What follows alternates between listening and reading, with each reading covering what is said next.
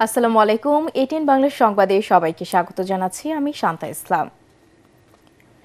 শুরু হলো এ বছরের হজ যাত্রা। ঢাকা থেকে হজ ফ্লাইট উদ্বোধন করলেন প্রধানমন্ত্রী তারেক রহমান। প্রধানমন্ত্রী আশকোনা হজ ক্যাম্পে গিয়ে যাত্রীদের সঙ্গে কুশলাদি বিনিময় করেন এবং সুষ্ঠুভাবে পবিত্র হজ পালনে সবার প্রতি শুভকামনা জানান। আগামী বছর থেকে হজ যাত্রীদের সুযোগ সুবিধা বাড়ানোর পাশাপাশি হজের খরচ আরও কমানোর আশ্বাস দিয়েছেন প্রধানমন্ত্রী তারেক রহমান। শুক্রবার রাত 12:30টায় 419 জন যাত্রী নিয়ে ঢাকা থেকে ছেড়ে স্থানীয় সময় ভোরের জেদ্দায় পৌঁছায় প্রথম ফ্লাইটটি। বিস্তারিত জানাচ্ছেন একরামুল হক সায়েম।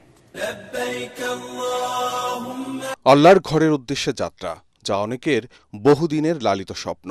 হজের যাত্রায় সামিল হতে পারায় আবেগঘন পরিবেশ তৈরি হয় হজ যাত্রী ও স্বজনদের মধ্যে। বাংলাদেশ সহ দেশের বিভিন্ন প্রান্ত থেকে মুসল্লিরা লাব্বাইক আল্লাহুম্মা লাব্বাইক ধ্বনিতে মুখরিত করে সৌদি আরবের মক্কা মদিনার উদ্দেশ্যে রওনা হচ্ছেন। শুক্রবার রাত 11:30টার দিকে হজরত শাহজালাল আন্তর্জাতিক বিমানবন্দরে ঢাকা থেকে আনুষ্ঠানিকভাবে এই বছরের হজ ফ্লাইট কার্যক্রম উদ্বোধন করেন প্রধানমন্ত্রী তারেক রহমান। বিমানে উঠে হজযাত্রীদের সাথে কুশল বিনিময় করেন তিনি। এ সময় দেশের মানুষের জন্য সরকারের নেওয়া উদ্যোগগুলোর সফল বাস্তবায়নে হজযাত্রীদের দোয়া চান প্রধানমন্ত্রী। আপনাদের দোয়া নিতে আসলাম এবং আমরা দোয়া করি আপনারা সুস্থ শরীরে ইনশাল্লাহ ফিরে আসেন দেশে। জি, আপনারা শুধু দেশের জন্য না, দেশের মানুষের জন্য দোয়া করবেন। পুরো বিশ্বই এখন অনেক একটা টার্মোইলের মধ্যে দিয়ে যাচ্ছে। তো আমরা যাতে বাংলাদেশের মানুষ সকলকে নিয়ে আমরা যাতে দেশের ভিতরে শান্তিতে থাকতে পারি, দয়া করে এই দোয়াটা করবেন। আগামী বছর থেকে সুযোগ সুবিধা বাড়ানোর পাশাপাশি হজের খরচ কমানোরও আশ্বাস দেন তারেক রহমান। আমরা চেষ্টা করেছি সরকারের পক্ষ থেকে যদি কোনো ত্রুটি থাকে সেটিকে ঠিক করার জন্য। আমরা চেষ্টা করেছি 12,000 টাকা পর্যন্ত টিকিটের যে ভ্যালুটা আছে 12,000 টাকা পর্যন্ত আমরা কমানোর চেষ্টা করেছি। ইনশাল্লাহ আমাদের চেষ্টা থাকবে যে আগামী বছর আমরা যাতে আরো খরচটা কমাতে পারি, যাতে আগামী বছর হয়তো আপনাদের ভিতরে কেউ যোগ্য যাবেন, আরো অনেক হাজি দেবেন, তাদেরকে যাতে আরো কম খরচে আমরা হজে পাঠানোর ব্যবস্থা করতে পারি। সেই তৌফিকও যাতে আল্লাহ আমাদেরকে দেন, সেই রহমতও যাতে দেন আল্লাহ, দয়া করে সেটির জন্য দোয়া করবেন। এ সময় হজযাত্রীদের নিরাপদ যাত্রার পাশাপাশি দেশ ও জাতির কল্যাণ চেয়ে দোয়া মোনাজাত অনুষ্ঠিত হয়। রব্বুল আলামিন আমাদের দেশ ও জাতির প্রতি শান্তি এবং রহমতের ফয়সালা করুন এবং দেশকে সকল সংকট মুক্ত করে মাননীয় প্রধানমন্ত্রীর গৃহীত কল্যাণকর ও দূরদর্শী পরিকল্পনাগুলো সুন্দরভাবে বাস্তবায়নের তৌফিক আপনি দান করুন। শুক্রবার রাত 12:30টায় 419 জন যাত্রী নিয়ে ছেড়ে যায় প্রথম ফ্লাইটটি।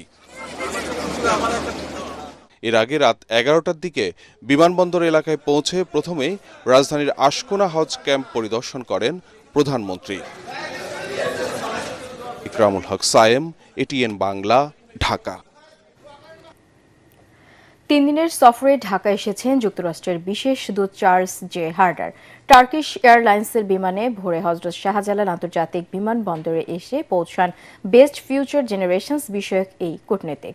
সফরে সরকারের ঊর্ধ্বতন কর্মকর্তা, নাগরিক সমাজের প্রতিনিধি এবং শিক্ষা খাতের বিশেষজ্ঞদের সাথে তার মতবিনিময়ের কথা রয়েছে।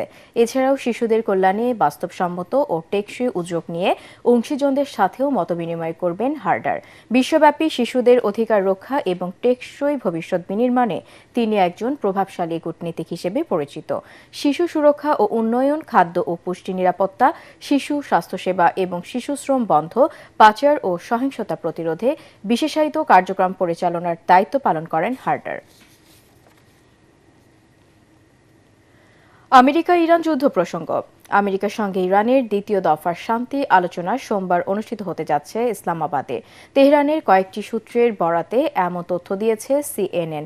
শুক্রবার ইরান হরমুজ প্রণালী খুলে দেওয়ার পর থেকে মধ্যস্থতাকারীরা দুই বৈরী দেশের মাঝে সমঝোতায় পৌঁছাতে সর্বোচ্চ চেষ্টা চালাচ্ছে। পাকিস্তানের সেনা প্রধান ফিল্ড মার্শাল আসিম মুনির, ইরানের প্রেসিডেন্ট মাসুদ পেজেশকিয়ান থেকে শুরু করে আইআরজিসির নেতৃবৃন্দের সঙ্গে দফায় দফায় আলোচনা করেছেন। ওদিকে মার্কিন প্রেসিডেন্ট ডোনাল্ড ট্রাম্প জানিয়েছেন তেহরানের সঙ্গে শান্তি চুক্তির খুব কাছাকাছি ওয়াশিংটন। তবে ইরানের বন্দরগুলোতে আমেরিকান অবরোধ অব্যাহত থাকলে হরমুজ প্রণালী উন্মুক্ত থাকবে না হুঁশিয়ারি দিয়েছে তেহরান। এবারে খেলার খবর। অস্ট্রেলিয়া সিরিজের পাশাপাশি পাকিস্তান সিরিজের সূচিও চূড়ান্ত হয়েছে টাইগারদের। আগামী জুনে অস্ট্রেলিয়ায় জাতীয় দল আসবে বাংলাদেশ সফরে। তার আগে পাকিস্তান বাংলাদেশে এসে খেলবে দুটি টেস্ট ম্যাচ, দুটি হবে ঢাকা ও সিলেটে। আগামী 3 মে পাকিস্তান দল ঢাকায় পা রাখবে। প্রথম টেস্ট শুরু হবে 8 মে মিরপুরে। 16 মে থেকে দ্বিতীয় ম্যাচটি হবে সিলেটে। দুটি ম্যাচই আইসিসি টেস্ট চ্যাম্পিয়নশিপের অন্তর্ভুক্ত। এরপর জুনে বাংলাদেশ সফরে এসে 3টি ওয়ানডে ও 3টি টি-20 ম্যাচ খেলবে অস্ট্রেলিয়া। বাংলাদেশ সফরে আসার আগে পাকিস্তানে যাবে অজিরা, সেখানে খেলবে 3টি ওয়ানডে। দর্শক, পরবর্তী সংবাদ দেখার আমন্ত্রণ জানিয়ে এখনকার মতো শেষ করছি। এটিএন বাংলা সংবাদ ইউটিউবে দেখতে ব্রাউজ করুন youtube.com/ATN বাংলা নিউজ। ধন্যবাদ।